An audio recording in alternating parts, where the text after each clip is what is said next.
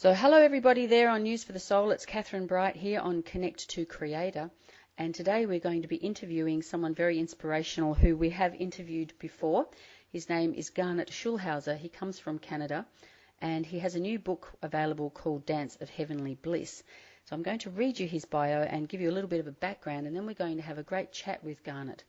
So Dance of Heavenly Bliss continues the saga of the author's spiritual awakening that began when he was confronted on the street by a homeless man named Albert, who turned out to be a wise spirit in disguise.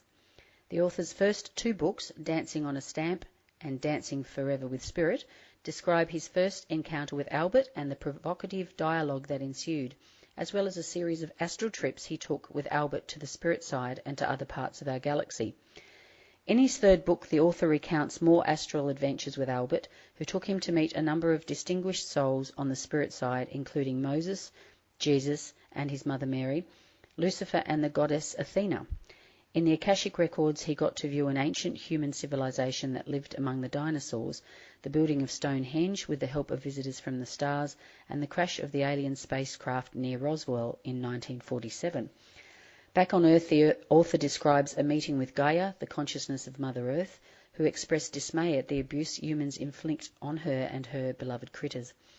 And he was delighted to meet two fabled Earth creatures, a Sasquatch and an Irish fairy, both intelligent and peace-loving beings, who lamented that they had to avoid all contact with humans because of our propensity for violence. These astral trips included visits to other planets with human civilizations that are much different from our own, including one with a matriarchal society ruled by women, as well as a frightening encounter with a black hole that opened a doorway for the author to enter a fascinating subatomic world. Dance of Heavenly Bliss was written to instill in humans the urgent need to discard their negative emotions and embrace love and compassion for one another, for Mother Earth and for all the creatures who share our planet. It reveals that we are all eternal souls, travelling on unique journeys on Earth designed to help us grow and evolve as souls, which means that we should never judge other people because we do not know where they have been or where they're going. Albert inspires humans to pursue spiritual enlightenment by reminding us that we are all part of the Source and ultimately connected to each other and to everything else in our vast universe. And when our physical bodies perish, we will all return to the spirit side, where we will be welcomed back with unconditional love as we eagerly plan the next steps in our evolution. Awesome introduction to the book, and the website, if you want to look up more also for Garnet, is garnetschulhauser.com, and we will have these details on the dashboard. So I now want to welcome Garnet. Hello Garnet, how are you going today? Hi Catherine, I'm doing just fine. How about you? I'm really well, thank you very much, and it's lovely to talk to you again. We interviewed you before about your previous books, and it was a really interesting interview with some great feedback. So I'm really happy to speak to you again, and thank you for allowing me to put it forward in your new book. That was very nice of you. Oh, I'm delighted, and thank you so much for inviting me again. I certainly enjoyed our first interview, Catherine, and I'm looking forward to this one as well. Oh, excellent. So tell me, how long did it take you to write this new third book? Third book was actually fairly quick. It probably was only about 6 to 7 months from the time I started the manuscript until it was finished. So it went fairly quickly, a lot quicker than certainly the first book, and a little bit quicker than the second book. So I think as I'm going along, Catherine, I'm getting better at this writing game. Yeah, you would be, and also probably more familiar with the territory that you're covering. Yeah, absolutely. It just seems to be. I just the words seem to flow a little easier, Catherine, and so I'm happy for that, because it's I'm sure you've written things yourself, and it sometimes you can hit those old writer's blocks where you can't think of anything to write, and it's very frustrating. That became less and less so for my third book, so I'm delighted with that, and I'm actually like 2/3 of the way through my fourth book, so things are moving along. Oh, really? Wow, you are moving along. And how's Albert? Albert's just fine. Albert's always in good humor. He's a very wise, kind, compassionate soul. Although sometimes he likes to take shots at my human foibles, and he's can be a bit of a rascal at times. Likes to tease me. because he knows that I have a lot of shortcomings that he can poke fun at. But I take it all in good humor. And in fact, it actually helps our relationship, because if he was just sort of dead serious all the time, it might get a little bit onerous in terms of how the conversation goes. So he spikes it up with a bit of humor here and there. Oh, that's gorgeous. So for those who haven't read your books at all, we'll be speaking in the dark about what it is that you're actually describing here. So we should probably go back just a little bit, and if you would just describe Albert to us and how you first met. Yeah, well, Albert is one of my spirit guides, and how we first met was it was back in 2007 when I was practicing law, still practicing law, and I was walking down the street one day, and all of a sudden a homeless man just sort of jumps out of nowhere and stops me in my tracks. And he was, very very typical homeless man with sort of dirty slept-in clothes and stringy greasy hair and scraggly beard and so on. But the thing about him that was very different from other homeless people I had encountered before was that he had these amazing sparkling blue eyes, and they were doing two things. First of all, they seemed to be penetrating right down to the depths of my soul, and I sensed that he knew everything about me, all my history, everything I'd ever said or done, even though we never met before, which is sort of strange. But then I didn't feel violated, because at the same time his gaze was sending me this warm gush of what I would describe pure unconditional love that sort of infused my whole body with an amazing sense of peace and security. So it was an amazing feeling. I felt like I was sort of in a time warp, didn't know how long I stood there.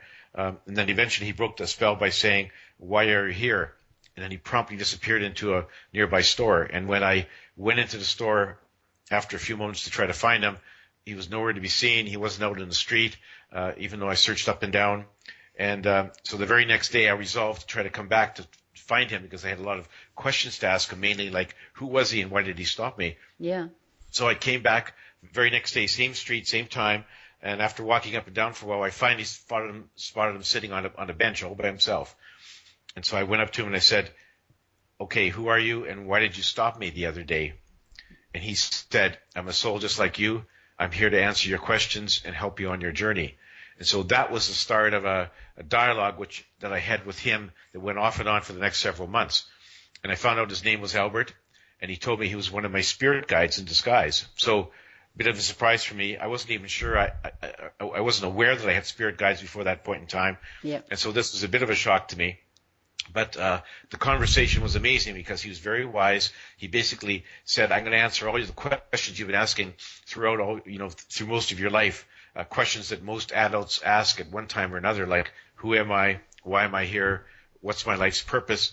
And what happens to me when I die?" Mm-hmm. And so he answered all those very clearly, very truthfully, and most of his revelations were things that flew in the face of what Christian holy men had been preaching for centuries. Yep. And I was raised as a Roman Catholic, so it flew in the face of almost everything I'd been taught as a child. Yep. But his truths really sort of felt right in my heart, Katherine, and I sort of knew that he was really giving me the real goods. And so that was the beginning of the conversation. I was delighted to talk to him. As I said, he was very wise and compassionate, very understanding, and he could explain things fairly clearly so that even I could understand. And then he invoked me early on in the process to write a book about our conversations. He said he wasn't there just to satisfy my curiosity, but he wanted his revelations to be available to everyone. Yep. And so he eventually convinced me that I should write a book about his revelations, which resulted in my first book, Dancing on a Stamp. Yeah, and I get that, because it's an out there concept for some people, but other people are quite au fait with talking with their guides and would get you completely. I do. My book, Creators Beyond Compassion: A Guide for Life, was me speaking with Creator in my conversations and documenting the word. So I think that we've got a bit of a movement going on the planet at the moment, where people are contacting or having contact with Spirit, and Spirit is trying to get the messages through to the population, going, please take some notice. And manifesting in the physical is one awesome conversation with a guide, because no one can deny what's right in front of your eyes, and people will often deny what's right in their mind, and make it an imagining. But when it's in front of your eyes, and that guide is there, staring back at you one-on-one in this dimension, that's got to be, a heck of an impetus to write a book. Yeah, absolutely. And it was a very it was his way of sort of getting my attention in a very startling fashion, because he had said that if he had just started talking, if he hadn't appeared physically, if he just started talking to me as a voice in my head, I probably would have thought I was losing my mind, because I was very much of a straight-laced, button-down corporate lawyer before he showed up. That's an awesome thing. Yeah, and so I would have been wondering where this voice was coming from, but because he appeared physically for the first 3 times, then when he started talking to me telepathically, I recognized his voice, knew who he was, and I knew that I wasn't going crazy. Yeah. And it was just his way of continuing the conversation without the need of actually physically manifesting himself as the homeless man. So it was a very unique and interesting way for him to get me into the conversation, and I'm glad he did it that way.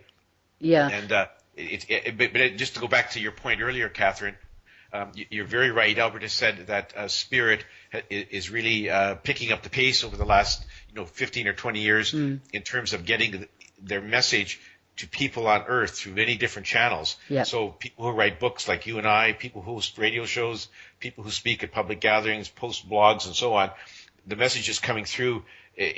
We're just being bombarded with it, and more and more people are speaking to their guides, listening to their guides, hearing the message, and then preaching it to other people, so that more and more humans are aware of what's going on and where they should be heading. So it's a very interesting process. And as Albert said to me, 20 years ago, I wouldn't have written my first book, and if I did, no one would have read it. Because people weren't in that frame of mind, weren't into the spiritual awareness path that a lot of people are right now. And so we're sort of in the cusp of a major change right now that's happening, Catherine. Well, I think we are too, and I still think there is a great divide between religion and spirituality, and it takes guts to defy the majority of a group consciousness. So where we still have that majority skepticism, it's difficult for people to let go enough to let God sometimes.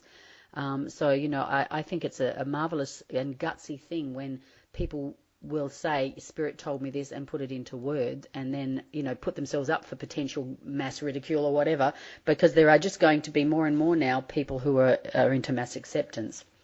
And it changes it around. Yeah, absolutely. And it wasn't an easy decision for me to come out of the spiritual closet, Catherine, because I had been so straight-laced and, buttoned down, as I said, for most of my adult life as a lawyer. And so I struggled with it. And even after I had written the manuscript for my first book, I quite often thought I should just sort of throw it in a drawer somewhere, never to be seen again. But in the end, I thought, you know what? Yeah, I'm going to lose some people. Some of my old law colleagues and clients are going to think that I've lost my mind. But so what? Let the chips fall where they may. I decided I had to have it published, and I did. And I have lost some people, but I've gained many, many more new, interesting people who are like-minded. And so it's been a wonderful experience. I don't regret it at all. Oh, I think awesome for you. I know in my own history, I used to work in the government service, doing claims management for occupational health and safety and processing claims for compensation. So I used to be an employment counsellor and things like that. So I did that for 16 years before I was just so driven I couldn't stop anymore, and I had to go into, as an alternative therapist because of my natural capacity or ability to, channel spirit. It was something I couldn't deny anymore. And I see, for yourself the same thing. So if we take you into the understanding of how you communicate with Albert and what he does, like you started in the ground, and he's there in your world with you, but now he's taken you out. He's taken you astral travelling, and he's showing you things in other dimensions. And I think that's really interesting for people to hear, because I'm sure there are other people who are doing things like this, and it's awesome to have a group of people who make this more normal.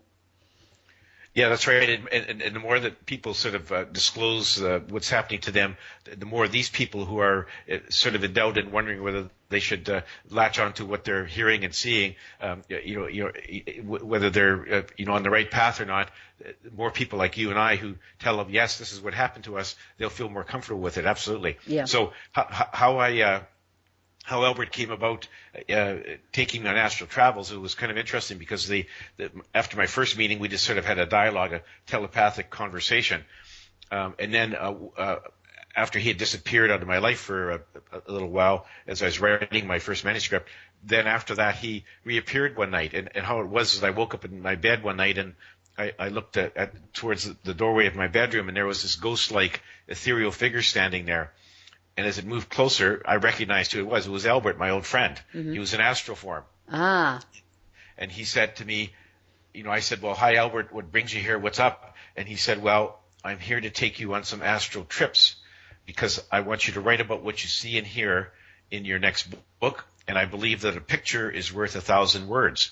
So rather than me tell you what you should be writing about, I want to show you, and you can see for yourself and then describe it in your book. So, okay, he just sort of then reached out and grabbed my astral arm and pulled it out of my body.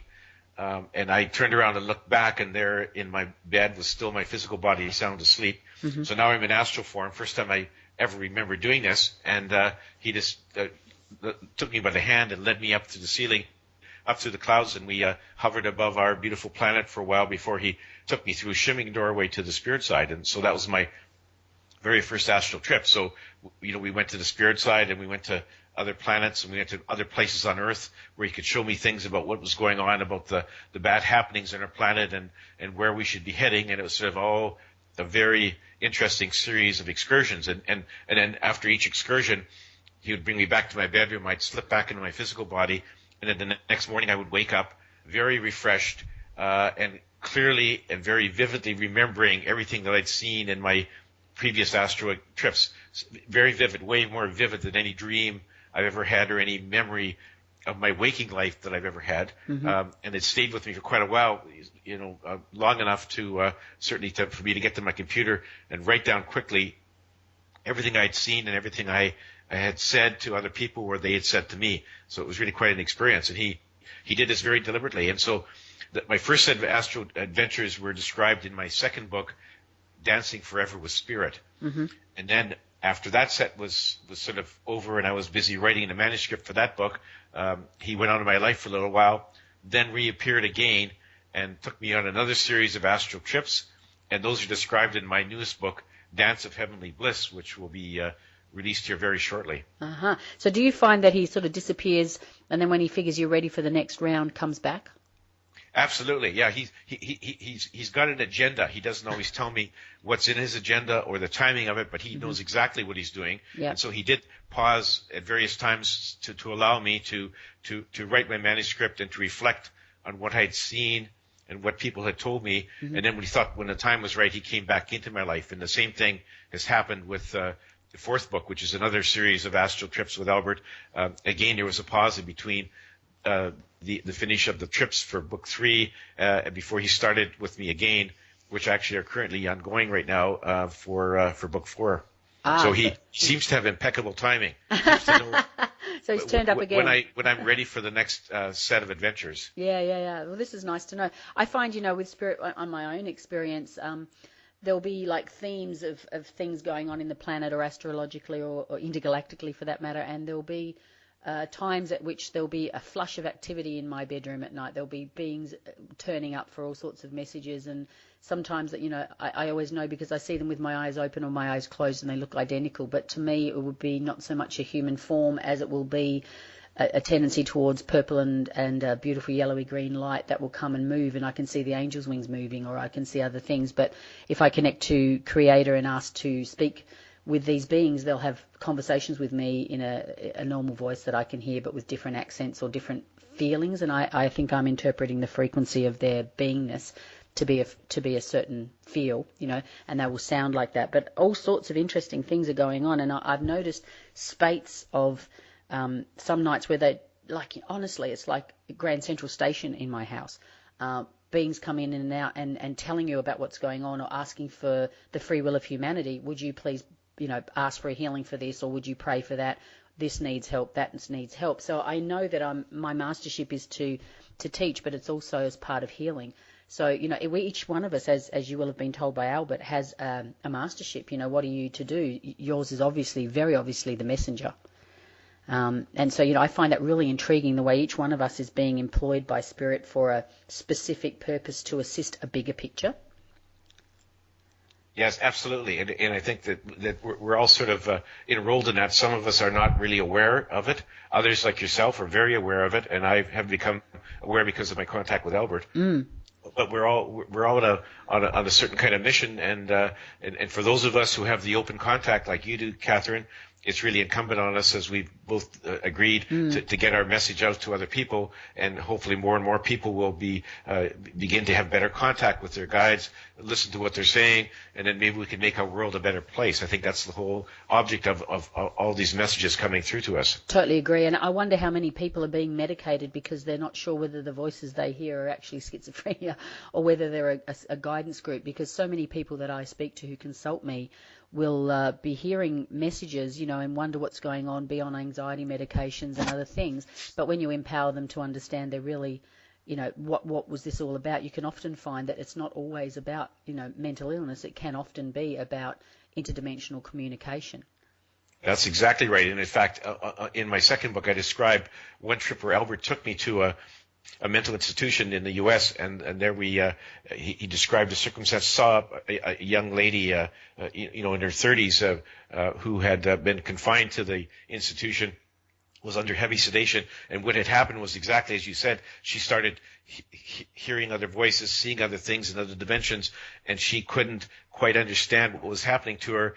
She ended up telling her husband, who got her to visit a psychiatrist, and of course medical science tends to not believe in the things that you and I see, Catherine. Yeah. And so they immediately decided she had schizophrenia and institutionalized her and put her under sedation. And so she was kind of lost because she didn't know quite how to handle it.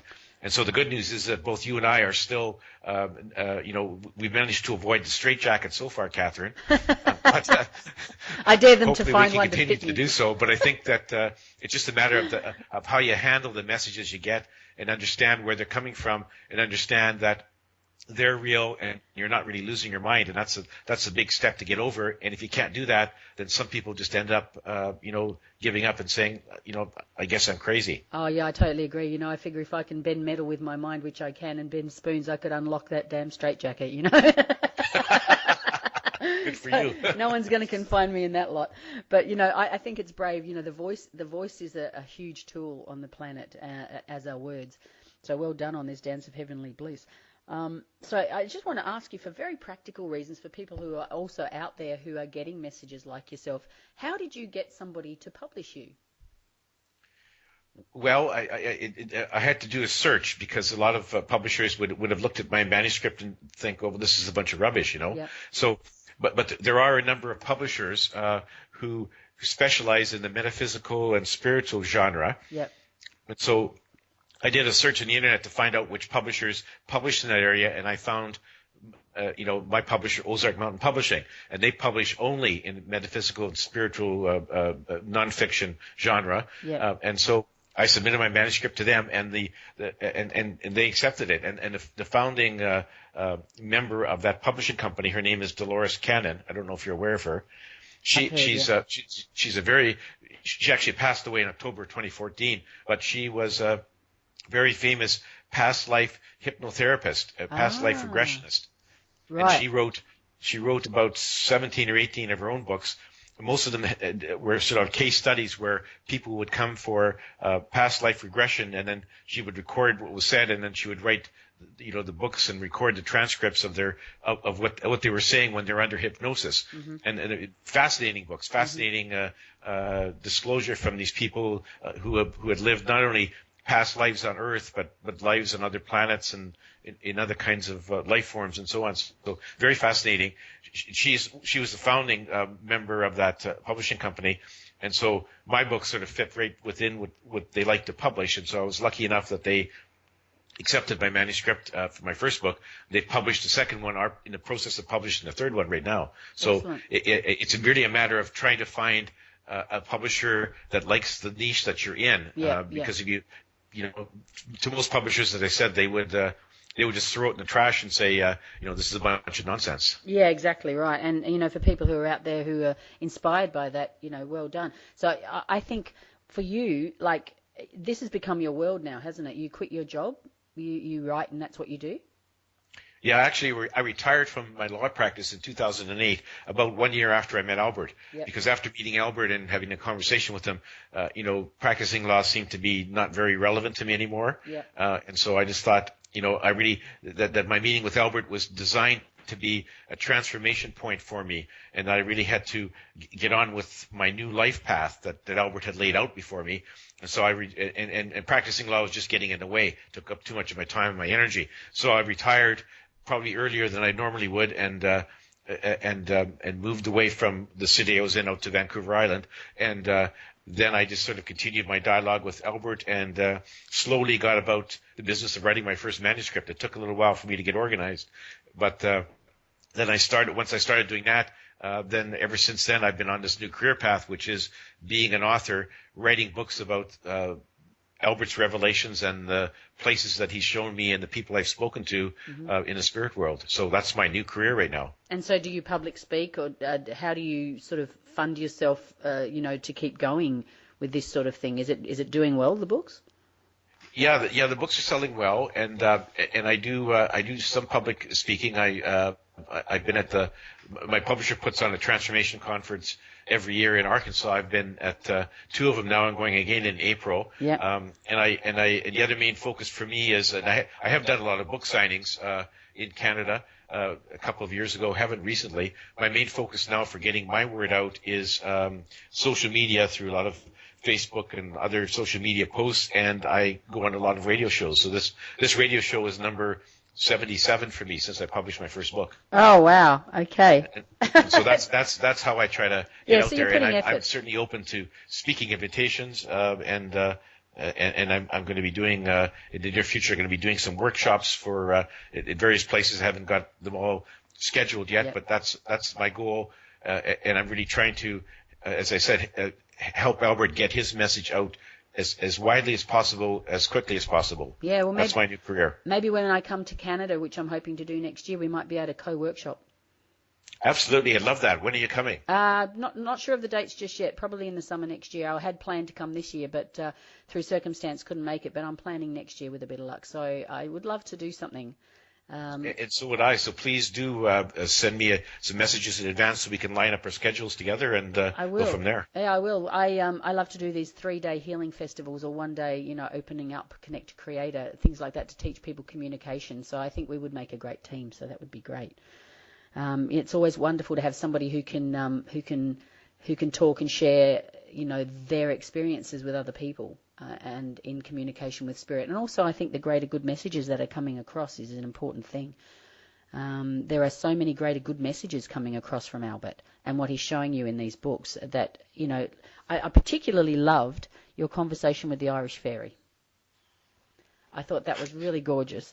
But just so, because of there were a few things, because I speak to the divas, and I think the way in which you described her incapacity to be seen, why they hide themselves, I just thought, my gosh, that's just so apt. Could you share that story, please?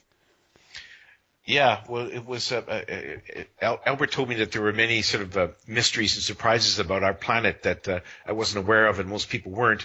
And this was after I had a conversation with Gaia, the consciousness of Mother Earth, and he said, well, she's got a lot more surprises than just the fact that you can actually talk to the consciousness of Mother Earth.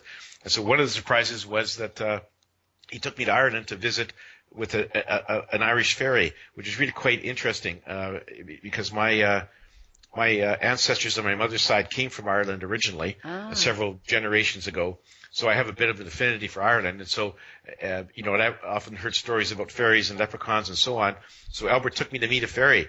They really do exist. And we were there in a sort of a secluded glen. And all of a sudden Albert went behind a small bush, and then he came out holding the hand of this tiny, perfect little creature, little woman, looked like a girl, but was actually older. And she was about 3 feet tall. Beautiful, just absolutely exquisite, like a tiny, perfect China doll. And so we had a conversation telepathically. She said, yes, fairies have been around way before humans ever hit Ireland and the surrounding islands. And before humans arrived, they had a very nice existence. Like, they lived in harmony with Mother Earth and all the animals, and they could frolic in the sunlight and spent all their time up in the open air. And then all of a sudden humans arrived on the island a long time ago. And at first they thought that humans were just bigger versions of themselves, but they soon found out that humans were violent and aggressive creatures, and that they just couldn't get along with anybody else, or even the fairies or animals or anything else.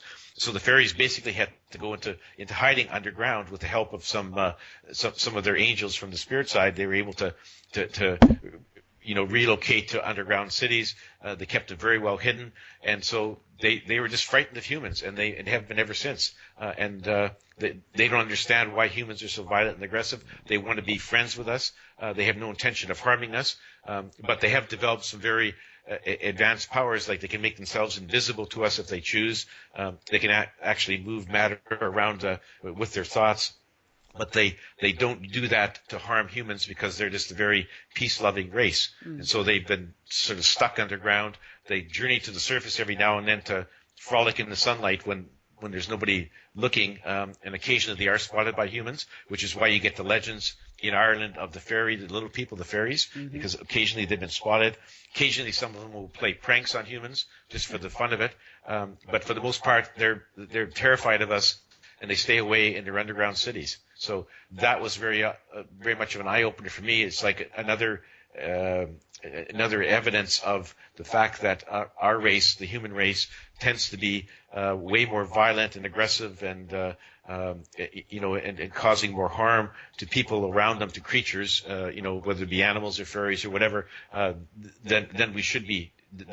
Than we should be doing. We really need to get our act together and stop our violence and our aggression, so that we can become more user friendly on our planet in terms of the other creatures who are there, whether they be the animals that we know, or the fairies, or the Sasquatches, or there's probably other creatures that I haven't even met yet. So It was really a bit of an eye opener, and it just really hit home.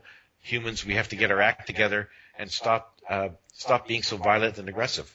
Yeah, and we're violent and aggressive in many ways. I mean, I myself have had contact with beings from that dimension, but one of the things that made me so sad one day was I was doing a working party with a group of students, and we were blessing the earth, as Creator was asking us to do on specific topics. And one of the topics that came up was the amount of death and destruction in the other dimensions below ground for those particular beings and the species who are divas, who live within the earth and the soil, from just our pesticides.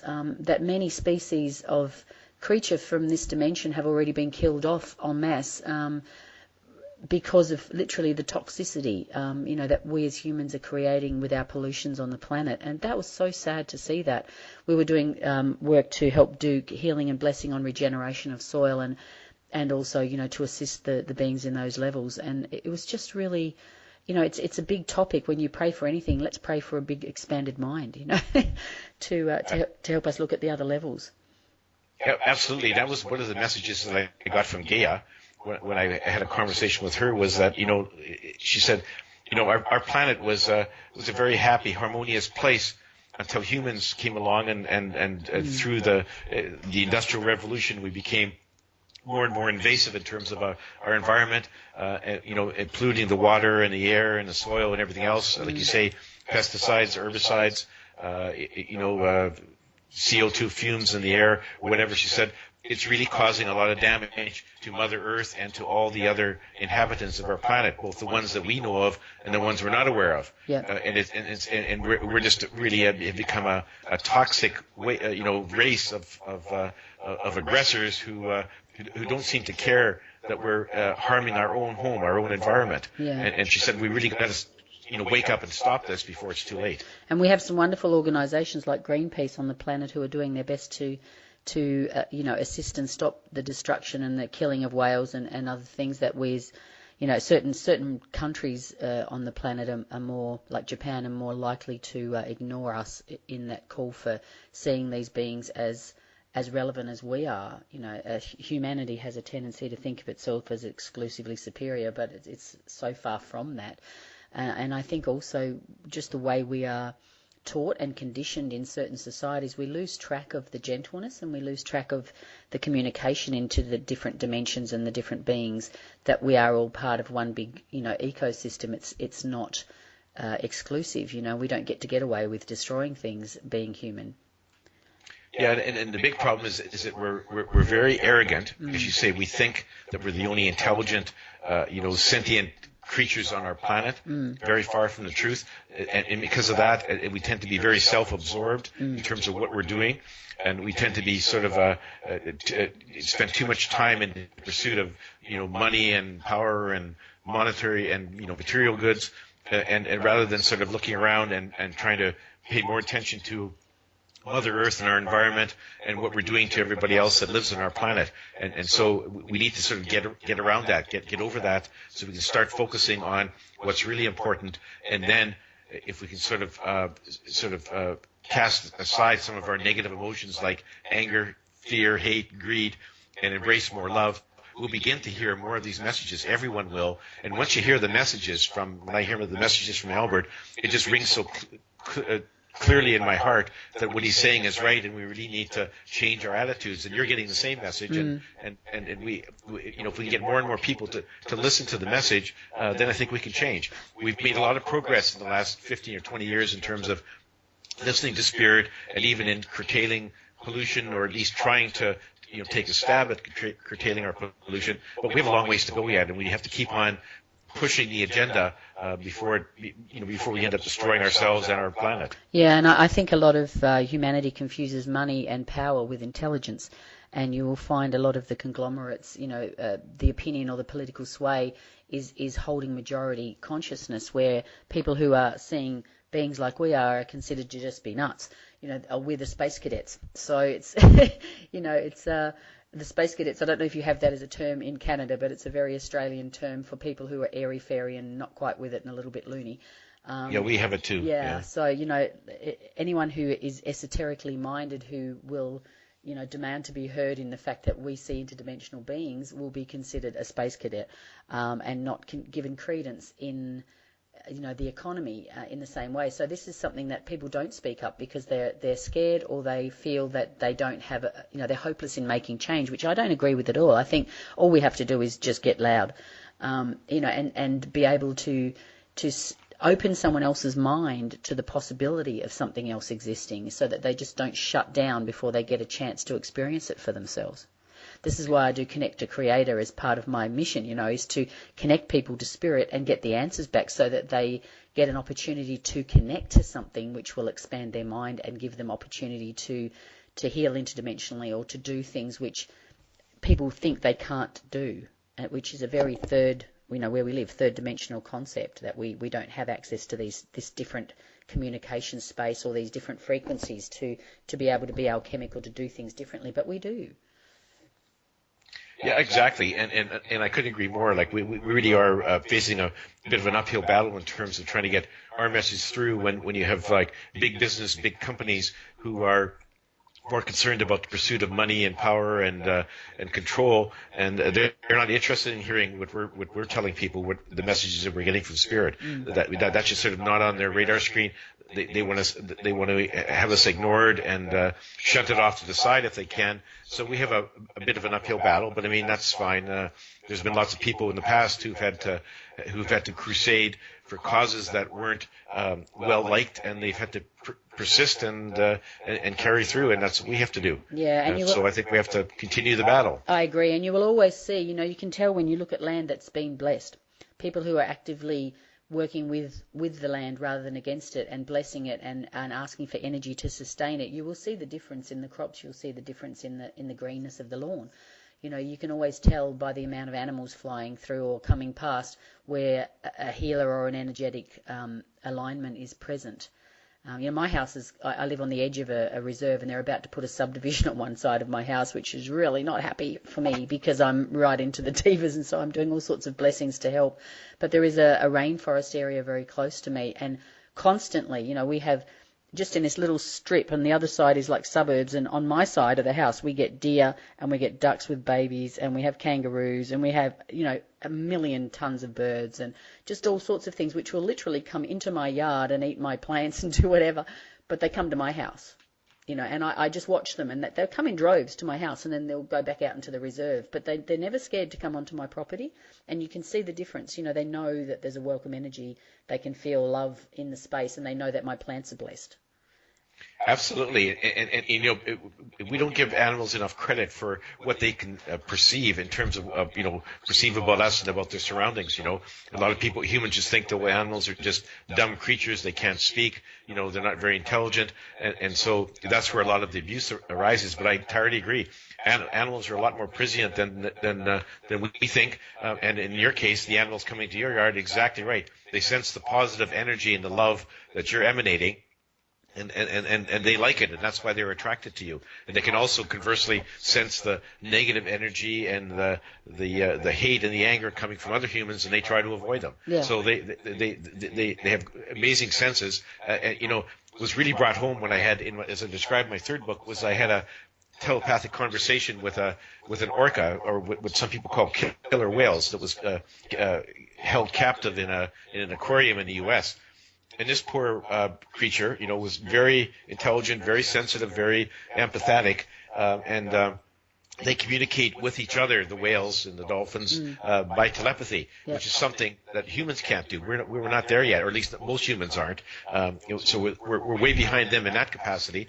They're very sensitive creatures. They want to live in harmony with Mother Earth and with all the other creatures, even with us, and they can't understand why we hunt and kill them and get them tangled up in our traps and capture them and put them in concrete prisons in some aquarium. And they're just frustrated, and they really want to implore us to change our ways and go back to the way the Earth was before humans were so invasive and so aggressive. Those were the good times in their view. They just want to frolic in the ocean and be free again. And so it was a very plaintive plea that I heard, and that I wrote about it in my third book, and I hope that people will read that and say to themselves, okay, we really have to do something about how we treat the animals on our planet, because they are, most of them are very intelligent and sensitive. They have feelings. Yes, they do. And so they shouldn't just be there. They're not there. They weren't put there to be abused, by humans as we see fit. They have their own place on our planet, their own place in the universe, and we should respect that. Yes, I agree with you entirely. I think, teaching people to speak to animals is something I just love. Human consciousness puts our heroes, Dr. Doolittle, as something freakish, someone who can talk to animals. I think we should really be trying to expand human consciousness so that people just stay still long enough to hear them. I teach people to speak to them. I think everyone can, if they would allow themselves their connection to their spiritual side in order to communicate, and I think that's a good thing about what your book says. It's you have this conduit through Albert who's taking you to places where you're actually getting to do that communication, like with the whales, as you did. And it's interesting how you transit to other planets in that space, and you're looking at like prototypes. I'm interested in that concept as you can convey it to the listeners, about where he takes you to show you these things like the whales. Yeah, well, that happened it was described in my second book. It was to a planet called Proteus, a water planet, totally covered with, it looked from space, it looked a bit like Earth, but it's totally covered in oceans, no land masses, and we dropped down below the surface, and there I had a conversation with a humpback whale and a dolphin.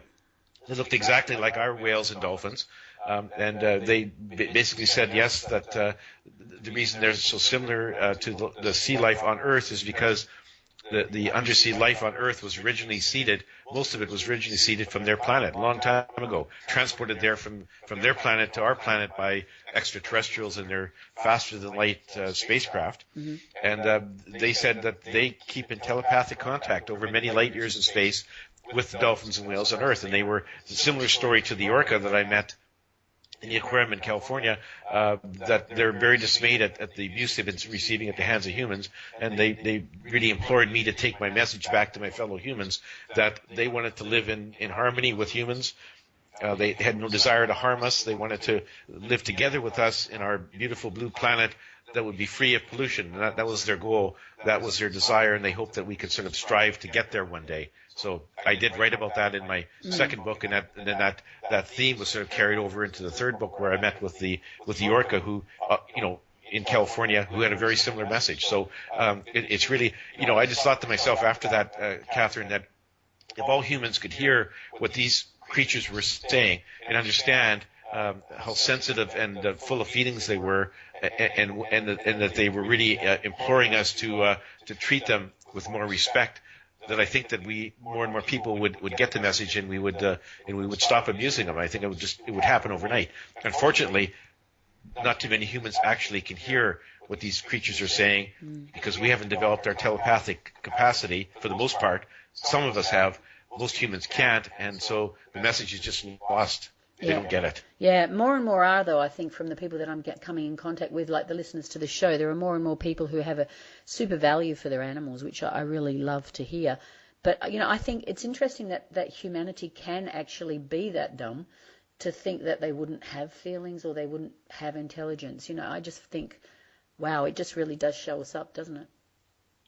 Yeah, it does. And that part really hit home in terms of the feelings, because in my second book I describe, Albert took me to the Akashic Records. He gave me a preview, a few segments from what will be my life review when I cross over, and he showed me a couple segments from my current life, and one of them was an episode with my little dog, a miniature Schnauzer, and I was coming home from work one day, my head in the clouds, and my little dog who had been laying on his bed waiting for me to come home, he heard the garage door opening, and he comes running to the back door, his tail wagging, happy to see me. He's been waiting for me all day, and I walk through the door, my mind full of things that were happening at the office, totally walked by him, didn't pat him, didn't acknowledge him, didn't say hello, and the poor little guy was devastated. And in part, as I describe it in the book, part of a life review, the unique thing is that you get to hear the thoughts and feel the emotions of the people you interact with in your life. Yep. And so that also applies to animals. So there I was, I got this gush of feelings and emotions from my little dog in this little segment of my life review, where he was just absolutely devastated. He was thinking all I wanted to do was get a pat on my head, and so that my my master would confirm that he still loved me. I've been waiting for you all day, and now you just walked past me like I wasn't even there, and the poor little guy just had to slink off. And so it was like, wow, if you ever thought wondered whether animals had feelings, in this case is my little dog, they absolutely do. Feelings and emotions just like humans, and they can be they can be devastated, they can be demoralized, they can feel hurt and rejection just like we can. So and once you go through that, then you realize that when I'm dealing with animals, whether it's my little dog or the neighbor's dog or the cat across the street or any animal I encounter, you got to think, okay, treat them like you're eventually going to feel what their emotions are telling them about your actions, and know that someday you're going to have to face that when you have your life review. So act accordingly now and treat them with kindness. Very good point. And the next one you've got in here, which I'm really intrigued about, and I think the listeners will be, there was a frightening encounter that you had with a black hole, and you said it opened a doorway to enter a fascinating subatomic world. Now that's intriguing. Tell me more about that. Yeah, that was all of my astral trips before that had been relatively pleasant. Some of them I saw some things that distressed me, like abusive things that happened on our planet, but they were sort of within the realm of my understanding. And so this time Albert decided to take me on a slightly different trip, and he basically took me to the center of our galaxy, and there was a black hole. And the black holes, Catherine, our scientists say black holes exist because typically a star has collapsed in on itself, and the matter that's left, the small little matter that results from the collapsing of the star, is so dense, it has such a gravitational pull that everything that's around it gets sucked into it, even light, so that nothing escapes. Yep. So that's the scientific definition of a black hole. So anyway, Albert took me there, and we sort of dropped down into this black abyss. Excuse me. And all of a sudden, I found myself totally enveloped in absolute total blackness and total sensory deprivation. Like I couldn't see anything, I couldn't hear anything, I couldn't feel anything. I had no sense of whether time was passing quickly or slowly, whether it was there for 10 seconds or 2 centuries. I had no idea. Albert had sort of disappeared at this point. So there I was floating in this black abyss, and I beginning to started to panic because I wondered, am I here forever? Albert had told me there was no hell, but maybe he was pulling my leg. Maybe I was in hell. Yeah. Because it sure seemed very hellish to me. Very scary. And so it was very, it was a very frightening experience. And then all of a sudden I saw this little pinprick of light sort of way off in the distance, or at least seemed like it was far away to me. And suddenly it started getting larger, like it was coming towards me, and it got larger and larger, and all of a sudden this light totally enveloped me, and I sort of stepped through, and I was in what I would call a subatomic world. It looked like, what I saw was, it looked like an atom. It looked like there was a nucleus surrounded by rotating electrons, like diagrams I'd seen in school, Catherine, of an atom. And so I was very intrigued, and then it seemed like someone was making me zoom away from that scene, and as I zoomed away, I saw there were other atoms similar to it that were clumped together to form molecules, and then I kept on zooming away, and then those molecules formed other matter, and eventually I found myself, this is crazy, I know it seems crazy, I found myself, emerging from what was a black and shiny object, which turned out, as I zoomed further out, to be the glass eye of a teddy bear that was sitting on the shelf of my family room.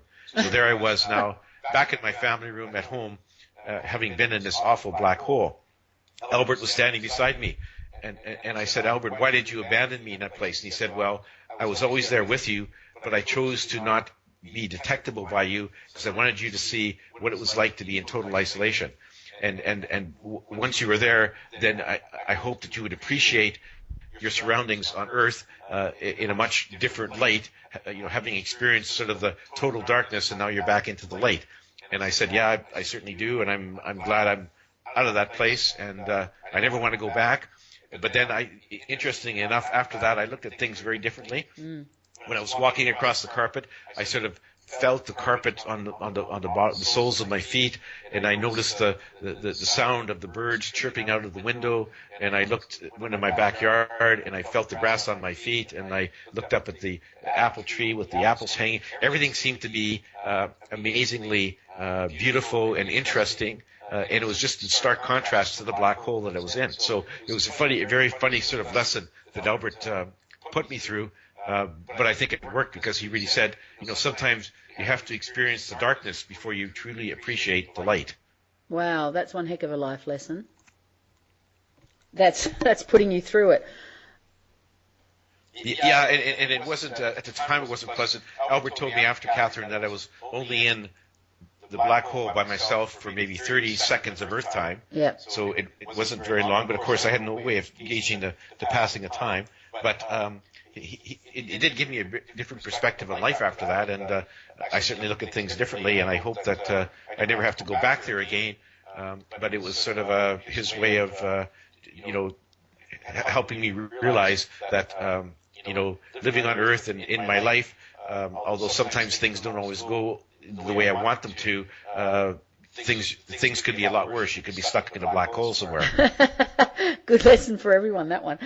It's true. So this sounds like such an interesting roller coaster of experiences that you've been put through here with Albert, the different places that you've gone and the different places that you've documented in Dance of Heavenly Bliss and your other books.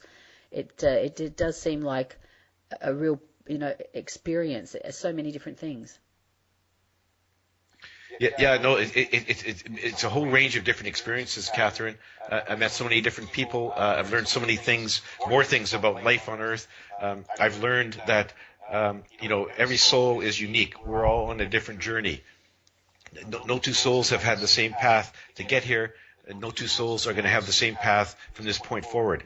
And so one of the things that tells me is that, and Albert often stresses to me, is that as you're going through life on Earth, don't judge other people because you don't know where they've been, you don't know what challenges they've faced, you don't know what lives they've had before, and you don't know what's in their life plan and where they're trying to go now. So, if you see a homeless person on the street, don't think, you're a lazy bum, you should get out and get a job, because you don't know what their role is in this life, and you don't know the challenges that they've already faced.